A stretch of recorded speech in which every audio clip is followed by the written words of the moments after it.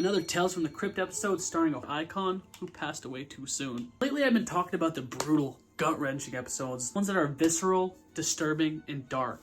This episode, on the other hand, is very tense.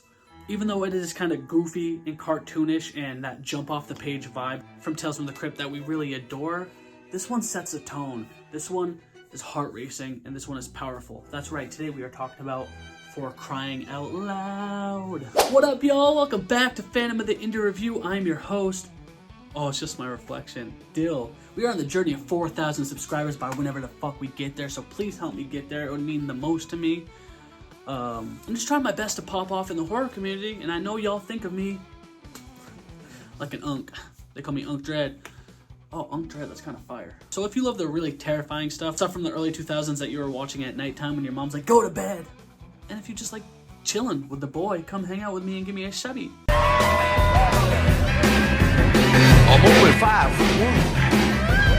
I got a pain in my neck. A greedy rock promoter, played by Lee Ehrenberg, plans to run off with all the donation money that was raised and accumulated from a series of Save the Rainforest charity benefit concerts. But things get a little bit complicated when it turns out that what he assumes is a hearing problem were nothing more than his own conscience eating away at him. And to make matters worse, a greedy bank teller tries to soon blackmail the man. That is right. The episode starts off with a very pivotal scene. So it's not a spoiler. Marty Slash behind bars and he is stoked. He's like, is it finally time? They're like, yeah, it's time. And as they escort him out, he runs gallantly, viciously to an electrocution chair. He's being executed and he's like stoked. He's like, finally, it's time to die. And you're like, yo, that's wild.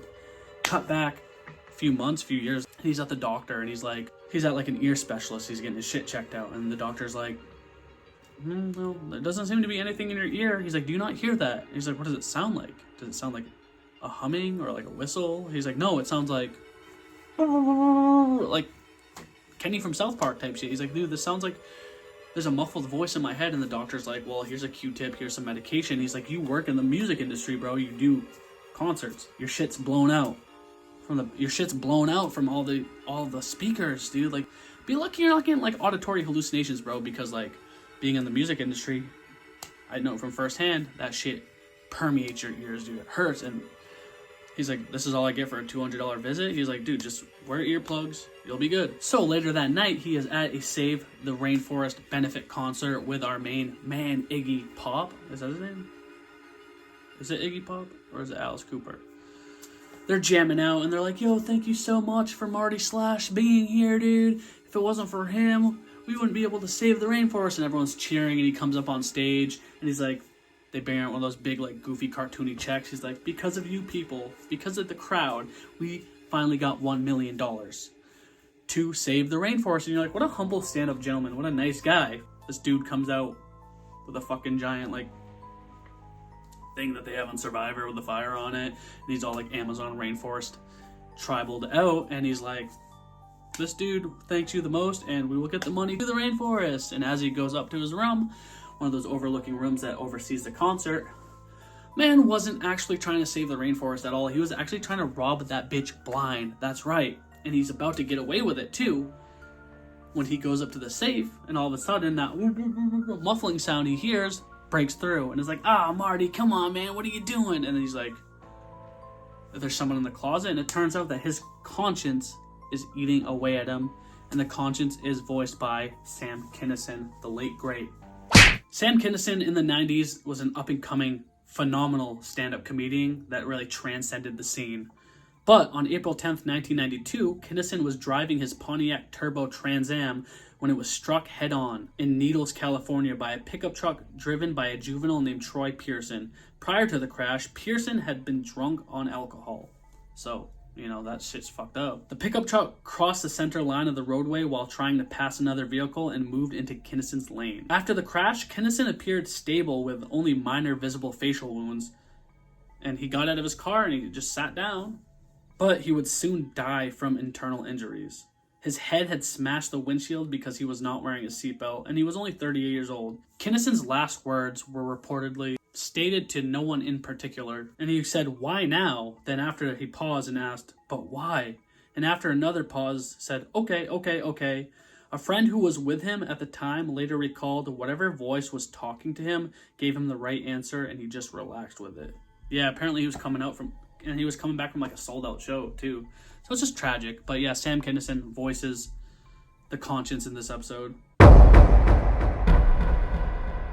This episode came out in May 1990, so just 2 years prior to the man's death. Anyhow, back to the episode. Marty's like, all right, dude. Or Slash. I think his name's Marty Slash. I'm just going to call him Slash. He's like, all right, I'm just a little freaked. I'm a little on the fritz. Nothing's wrong. I'm just hearing things I don't want to hear. And the voice is, it's humorous. It's funny. It's Sam Kinison taunting him. And he's like, dude, really, really, really, man? He's like, I've been trying to break through to you for the last 30 years, and I finally did. He's like, you can't steal this money. And he's like, I need this money. And then the intensity builds up when a nice, sexy stripper comes up, prostitute or whatever, and she's like, hey, buddy, you want to ride on this train? And he's like, yeah, obviously, yes, but I'm busy. I got to go. And she's all like seducing him, kissing him, rubbing up on him, and he's like, I really have to go, make it quick, please, stop with the talking, stop with the yapping, just give me mines. And she's like, what, do you not recognize me? And she takes off her glasses, let down her hair, and he's like, oh, her name is Miss like Kielbasa or Cubasa, whatever the fucking sausage link is called. What, Miss Kielbasa? And she's like, I saw you every day at the bank loading money into your account, and then all of a sudden you withdraw it? That ain't right. And he's like, dude, what do you want from me? She's like, half. And he's like, don't make me laugh. You ain't getting half of this. She's like, all right, I'll just snitch on you, because I could have reported, dude. I could have blown the whistle at the bank. You give me half. And he's like, all right, fine, I'll give you half. So she starts speedily counting the money. She's like counting it. I don't know if that's the gesture to count money, but she starts counting it like a mad woman. And he's like, all right, yeah, it's just, at least I get half. And he like sneaks up behind her. She's like paying attention. And he's just talking to her. He's like, yo, you know where I got this guitar from? She's like, I don't care. And he's like, I got it from, I don't remember who he said, so I'm just going to say Hanson. He said, I got it from the people that sing bop, and then fucking smashes her head in and brutally kills her. And you're like, holy whackers. And this is where the episode kind of picks up and provides like that tense pacing, and that like, it's just well crafted from the auditory hallucinations he's having. From a cop comes in because there was a noise complaint filed on the benefit concert, and the cop comes up as he's stuffing the body into the giant drum kit. It just sets a nice tone and aesthetic to like dread, and like your blood's racing, because obviously like I don't care if he gets caught or not, but for the plot of the episode of of the cop being there, people coming through the office, him trying to escape, you're like, dude, this is very tense. It just, they use music and camera angles and pacing very well. Like whoever directed this did phenomenal. And Marty kind of snaps after the cop leaves. He's like, I can't take it anymore. Fucking just crams the Q-tips in his ear, tries to shove a pencil in his ear, and the voice is like, whoa, dude, just chill out, man, you're fine. And then he's like, I gotta get out of here. And the voice is like, if you don't tell everyone, I will. So he's like running through the concert. Everyone's staring at him funny. And the voice is just yelling, I killed my banker. And everyone's like, look at him. He goes into a urinal, and the people are like, oh my God. And he's like, what? And the voice coming out of his head is like, yeah, that's right, I did it. And it's just driving Marty mad. He's like, I don't know what to do. I don't know what to fucking do. So he just panics, and he runs up to a giant speaker and smashes, and he starts like banging his head. He's like, or he goes up to the DJ. He's like, turn up the music as loud as you can, dude. I can't stand it. So he's like, the cop was just here. He's like, I don't care. And they crank the music, and he just goes up, and he's just holding it against a speaker. And as fucking the band's just jamming out, he just like starts panicking. And he just smashes his head through the speaker. And as he smashes it through the speaker, the cop happens to come up and turn down the music. And you just hear the voice in his head say, I killed my banker. And everyone's just staring at him. And Marty Slash is like, I'm so sorry, guys. I didn't mean to do this. I didn't mean to kill the banker, man. She wanted half the money. You understand. He looks at the cop. He's like, you understand, right? You would have done the same thing, wouldn't you have? Right? I'm not crazy. Here, take all the money. He opens up the briefcase and starts throwing the money out. And fucking, they're all like gasping, and the cop grabs him, and he just stares. And then the voice goes, hey, Marty, did it ever occur to you that these people actually couldn't hear me, and they were just staring at that giant pencil wound in your ear? Or Q-tip wound in your ear? And then you're like, damn, dude, he played himself. That is brilliant. That's one of those brilliant twist endings that you love, because you just don't expect it. Like, you think, like, it's supernatural and the people can't hear these voices. But no, they were just geeking out that he had fucking a bloody, disturbing thing sticking out of his ear. And then the episode goes back to when he fucking is in the jail cell and they're like, hey, aren't you gonna eat your last meal? The cop's like, dude, he can't hear shit. And then they throw like a peanut at him. He's like, is it time? Is it finally time? And then as he goes up, he gets electrocuted and the voice is like just taunting him until his death. It's just a great episode all around. The dude that plays Slash, Lee Ehrenberg, I haven't seen him on much, honestly. If you've seen him on much, comment down and let me know, but he was phenomenal. Obviously, Sam Kinison's voice acting was awesome. It was comedic, it was light but sinister, and it was fun. But without Marty's character, without Slash's character, I really feel like it wouldn't have sold as well as his performance was.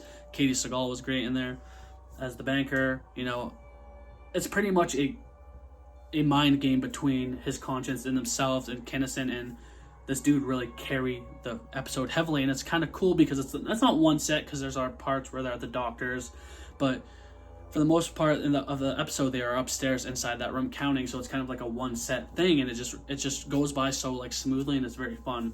And all around it's just one of those like banging endings that just like, it's not the scariest, it's not the funniest, but it's just one of the better episodes in my opinion. But alright guys, thank you so much for watching. Comment down below what video you want to see next. It's been great talking about Tales from the Crypt. Like always, please subscribe, give me a thumber, hit that ding-a-ling button harassing you, telling you, hey, it's me, I'm here, and I'm gonna say it one time for the one time and two times for the O's. Give me a hell yeah for horror. Well, why don't we get it out of here? Huh? Oh yeah. Time is what. Let's go. Move it out right now. Okay. Let's go. On the road and like, oh, we're going to this freaking party, dude. Yo, this is epic. And like they're just chilling, swaying, and like it has one of the most creepiest eerie scenes when you see that like corpse or body on the back of the truck.